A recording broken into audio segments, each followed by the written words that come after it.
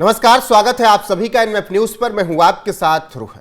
बिहार में चुनाव है और चुनाव से पहले माहौल पूरी तरीके से बना हुआ है और अब जिस तरीके से पंडित धीरेन्द्र कृष्ण शास्त्री ने एक बयान दिया उसके बाद अबू आजमी का बयान आया है और ऐसे में गजवाए हिंद बनाम भगवाए हिंद की बात होने लगी है बिहार चुनाव में। तो क्या कुछ है पूरा मामला, कैसे पंडित धीरेन्द्र कृष्ण शास्त्री के बाद अबू आजमी का बयान आया है, उसी पर चर्चा करेंगे। मेरे साथ हैं वरिष्ठ पत्रकार पंकज प्रसून। लेकिन चर्चा की शुरुआत करें उससे पहले पंडित धीरेन्द्र कृष्ण शास्त्री और अबू आजमी का बयान सुन लीजिए। बिहार के पागलों, हमारा एक ही सपना है, भगवाए हिंद होना चाहिए। कि जो लोग भी इस संविधान के खिलाफ कोई सपना दे रहे हैं उन पर सख्त कार्रवाई होना चाहिए। बार बार कोई मंत्री कहे कि हमारी सरकार हिंदुत्व की सरकार है, हम इसको भगवा सरकार बनाएंगे, मैं समझता हूँ ये लोग संविधान के खिलाफ हैं। ऐसे लोगों के खिलाफ कार्रवाई होना चाहिए। गजवाए हिंद की बात कोई नहीं करता, ये सब झूठ बातें हैं। पंकज जी, अगर दोनों के बयान को सुने तो फिर आपको क्या नजर आ रहा है, बिहार चुनाव किस दिशा में जा रहा है? हालांकि पंडित धीरेन्द्र कृष्ण शास्त्री कहते हैं कि उनको चुनाव से कोई लेना देना नहीं है, लेकिन कहीं ना कहीं इन्फ्लुएंस तो चीजें होंगी। बिल्कुल, मैं पिछले 3-4 दिनों से ये रीड करने की कोशिश कर रहा हूं कि बिहार का चुनाव धार्मिक और जातिवाद इन दोनों पर आकर सिमटता जा रहा है। अभी आपको याद होगा कि कुछ दिन पहले वक्फ एक्ट के खिलाफ तेजस्वी यादव ने एक जनसभा को संबोधित किया था। उसके बाद उन्होंने जय शहाबुद्दीन के नारे लगाए। मैं तेजस्वी यादव ने किया, उसके बारे में बता रहा हूं। उसके बाद बिहार में 3 बड़ी घटनाएं हुई। एक सीवान में सामूहिक नरसंहार हुआ, उसे जातिवादी रंग देने की कोशिश की गई। हालांकि शराब को लेकर ही झगड़ा था, लेकिन उसे भूमिहार बनाम राजपूत बनाने की कोशिश की गई। उसके बाद आप देखेंगे कि लगातार इस तरह की घटनाएं हो रही है जो कानून व्यवस्था को लेकर सवाल उठा रही है और उससे कास्ट एंगल दिया जा रहा है। तो मुझे लगता है कि जातिवाद बनाम धर्मवाद, इस 2 मुद्दों पर बिहार का चुनाव लड़ने की कोशिश की जा रही है। हालांकि कोशिश करने वाले कितने सफल होंगे ये मुझे नहीं पता, क्योंकि ये वोटर लिस्ट वेरिफिकेशन के जरिए भी ये बांग्लादेशी रोहिंग्या बनाम चुनाव आयोग जो मुस्लिमों को हटा रहा है, इस तरह का वहां नैरेटिव सेट किया जा रहा है। और बार बार तेजस्वी यादव हों या पप्पू यादव हों, ये कह रहे हैं कि ये मुसलमानों के खिलाफ अत्याचार है। वोटर लिस्ट वेरिफिकेशन मुसलमानों के खिलाफ अत्याचार है, बिहार में ये कहा जा रहा है। और उस पर काफी बवाल, जय शहाबुद्दीन के नारे लगाए जा रहे हैं। बिल्कुल पंकज जी, उस पर एक और महत्वपूर्ण बात मैं बोलता हूं जी। मोतिहारी में मुहर्रम के दिन राजू यादव नाम के एक नवयुवक की पहले लाठी डंडों से पीटकर बुरी तरह उन्हें घायल कर दिया गया और बाद में तलवार से काटकर उनकी हत्या कर दी गई। राजू यादव आरजेडी के कार्यकर्ता थे, लेकिन आरजेडी का एक आदमी राजू यादव के घर या उनके परिजनों से मिलने नहीं गया, क्योंकि मारने वाली भीड़ मुहर्रम की भीड़ थी, मुसलमानों की भीड़ थी। उसी दिन दरभंगा में अजीत कुमार नाम के एक इंस्पेक्टर की मुहर्रम की भीड़ ने चाकुओं से गोदकर हत्या कर दी। अजीत कुमार जो थे बिहार पुलिस के, उनके यहां भी विपक्ष का यानी कांग्रेस आरजेडी का कोई कार्यकर्ता नहीं पहुंचा, क्योंकि मारने वाली भीड़ थी वो मुहर्रम की भीड़ थी, मुसलमानों की भीड़ थी। और उस दिन हो क्या रहा था? उस दिन 3 मर्डर हुए बिहार में टोटल। और उसी दिन जब आरजेडी कार्यकर्ता की मौत पर भी आरजेडी का कोई नेता नहीं गया मिलने, उसी दिन राबड़ी और लालू के आवास पे ताजिया पूजा जा रहा था। तो बीजेपी ये सवाल कर रही है कि जो लोग मुसलमानों द्वारा मारे जाने पर अपने कार्यकर्ताओं का हाल भी नहीं जानते और वो उसी दिन अपने आवास पे ताजिया पूज रहे हैं, ये कैसी धर्मनिरपेक्षता है भाई?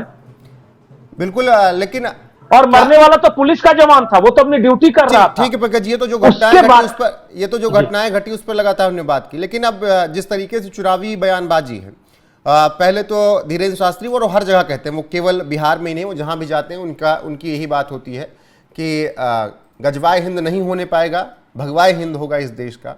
लेकिन उसके बाद अबू आजमी का जो बयान आया, उस पर आप क्या कुछ आपको नजर आता है? देखिए, मेरी रीडिंग ये है कि समाजवादी पार्टी बिहार चुनाव में लड़ने की तैयारी कर रही है। मुझे नहीं पता कि अखिलेश और तेज प्रताप के बीच जो बातचीत हुई थी वो कहां तक पहुंची है, उसके बारे में जानकारी नहीं।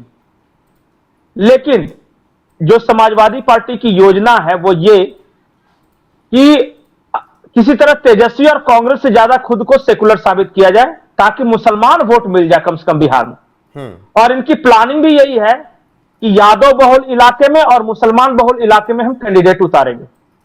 और अबू आजमी चूंकि समाजवादी पार्टी के नेता हैं, मेन फाइनेंसर भी है वो, तो हो सकता है कि इसी को ध्यान में रखते हुए उन्होंने धीरेन्द्र शास्त्री के एक बयान को लिया और उसको नैरेटिव बनाने की कोशिश की।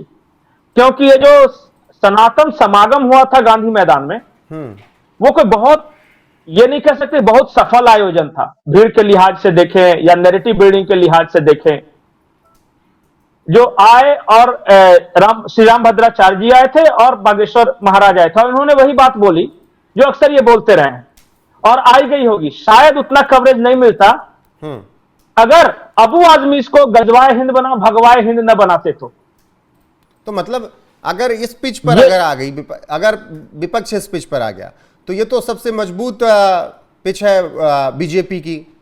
यहां पर हरा पाना उन्हें मुश्किल होगा क्या अगर हिंदू बनाम मुस्लिम खुद कर दिया इन लोगों ने तो? नहीं, हिंदू बनाम मुस्लिम तो ये लोग कर रहे हैं, लेकिन आरजेडी कास्ट बनाम कास्ट कर रही है ना।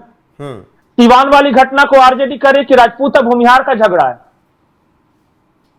इस तरह का नैरेटिव वहां। और छोटी, जैसे कि यहां पासवान, देखिए आप तेजस्वी यादव या आरजेडी का ट्विटर अकाउंट खंगालिए, यहां पासवान जाति का आदमी मर गया तो यहां यादव जाति का आदमी मर गया, तो यहां भूमिहार जाति का आदमी मर, अरे आदमी मरा है तो आदमी मरा है, लॉ एंड ऑर्डर है खराब। इस बात पे आओ, ये जानबूझ के कास्ट बता रहे हैं और बार बार ये नाम लेते हैं 3 जातियों का, मुसलमान, यादव और अति पिछड़े वगैरह की बात करते हैं। ये जानबूझकर उनका धर्मवाद बना मेरा जातिवाद, दोनों में कौन जीतेगा इस बात की लड़ाई हो रही है बिहार में। बिल्कुल इस बात की लड़ाई हो रही है, लेकिन तेजस्वी यादव की क्या प्लानिंग नजर आ रही है? केवल जाति वर्सेस जाति या फिर धर्म वर्सेस धर्म भी वो देख रहे हैं? नहीं, तो यादव को ये पता है कि मुसलमान जाएगा कहां, झक मार के तो मेरे पास ही आएगा। ऐसी तो बात है नहीं। प्रशांत किशोर इस जाति और धर्म के झगड़े में उनकी जो बुनियादी मुद्दों की राजनीति थी ना, बिहारी अस्मिता की, अब देखिए वहां हर मुद्दों के लिए कंपटीशन है। बिहारी अस्मिता के लिए अब चिराग पासवान भी कर रहे हैं कि बिहारी फर्स्ट, बिहार फर्स्ट। एक पुष्पम प्रिया थी, वो भी उतर रही है चुनाव में। और चिराग तो इस मूड में है कि वो नीतीश कुमार पर पूरी तरीके से हमलावर हैं, कह रहे हैं कानून व्यवस्था संभाल नहीं पा रहे, मैं 243 सीटों पर चुनाव लड़ूंगा, मैं खुद चुनाव लड़ूंगा बिहार के लिए। जिन मुद्दों को लेकर प्रशांत किशोर नीतीश कुमार पर हमलावर है, ठीक ठीक वही मुद्दों को लेकर चिराग पासवान भी हमलावर है। तो जो लोग सिर्फ प्रशांत किशोर की तरफ जाते हैं, अब उनमें से कुछ चिराग पासवान की तरफ भी जाएंगे, क्योंकि भाई दोनों एक ही मुद्दे पर लड़ रहे हैं। मतलब अब की, और दोनों मतलब की केवल एनडीए बनाम इंडिया ब्लॉक नहीं है, एक तीसरा मोर्चा भी पीछे से। नहीं, देखिए मैं आपको ईमानदारी से बताता हूं, मैं चुनाव के पहले किसी को निराश नहीं करना चाहता। लड़ाई तो है एनडीए बनाम इंडिया ही, अब सीट आएगी तो आप देख लीजिएगा। बाकी हर चुनाव में इस तरह आता है, तीसरा मोर्चा, चौथा मोर्चा, पांचवा मोर्चा, ऐसा थोड़ी है कि इससे पहले पप्पू यादव या समाजवादी या फिर ये पुष्पम, और पिछली बार चिराग पासवान भी अकेले लड़े थे, तो क्या हो गया। ये चुनाव के पहले पत्रकारों को खुराक देते रहते हैं ताकि न्यूज वगैरह चलता रहे। लड़ाई वहीं पे है आज भी, एनडीए बना महागठबंधन। अब चर्चा इस बात की है कि कौन वाला जो है किसको कितना नुकसान पहुंचाएगा। कोई ये नहीं कह रहा प्रशांत किशोर मुख्यमंत्री बन जाएंगे, हर कोई ये कह रहा है कि प्रशांत किशोर आरजेडी को नुकसान पहुंचाएगा या बीजेपी को नुकसान पहुंचाएगा। कोई ये नहीं कह रहा है कि चिराग पासवान अलग होकर लड़ेंगे तो मुख्यमंत्री बन जाएंगे, हर कोई ये कह रहा है कि चिराग पासवान अलग होकर लड़े तो वो नुकसान किसको पहुंचाएंगे। लेकिन ये तो तय है ना कि अगर चिराग पासवान इतने कॉन्फिडेंस से बोल रहे हैं तो उनका मकसद तो वही होगा, अगर वो चुनाव लड़ने के लिए तैयार है तो वो तो सबसे बड़ी कुर्सी बिहार की चाहते होंगे।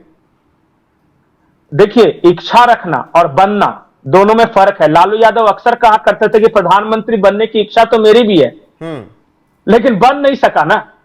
संख्या, आप पिछली बार लड़े थे, आपको बहुत बुरी तरह आप असफल हुए। पिछली बार यह हुआ था कि एनडीए से जो नाराज कुछ वोटर थे या जो कैंडिडेट थे जिनको एनडीए ने टिकट नहीं दिया, तो उसको चिराग ने टिकट दे दिया, तो कुछ वोट काट लिए और नीतीश कुमार को नुकसान पहुंचा दिया। लेकिन काट की हांडी कितनी बार चढ़ेगी, एक ही बात।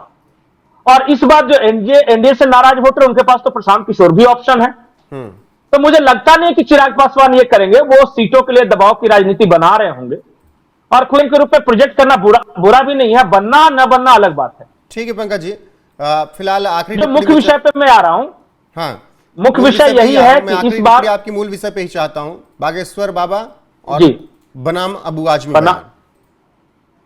नहीं, मैं इसे ऐसे देखता हूं कि जो आरजेडी और कांग्रेस, इसका जो नैरेटिव है वो इस आधार पे है कि चुनाव आयोग मुसलमानों के साथ अत्याचार कर रहा है, वक्फ एक्ट मुसलमानों के साथ अत्याचार कर रहा है वगैरह। तो एक तो मुसलमान अत्याचार का नाम लेकर वो मुसलमानों का वोट खींचेंगे, और दूसरी तरफ हिंदुओं के बीच जातिवाद का बीज।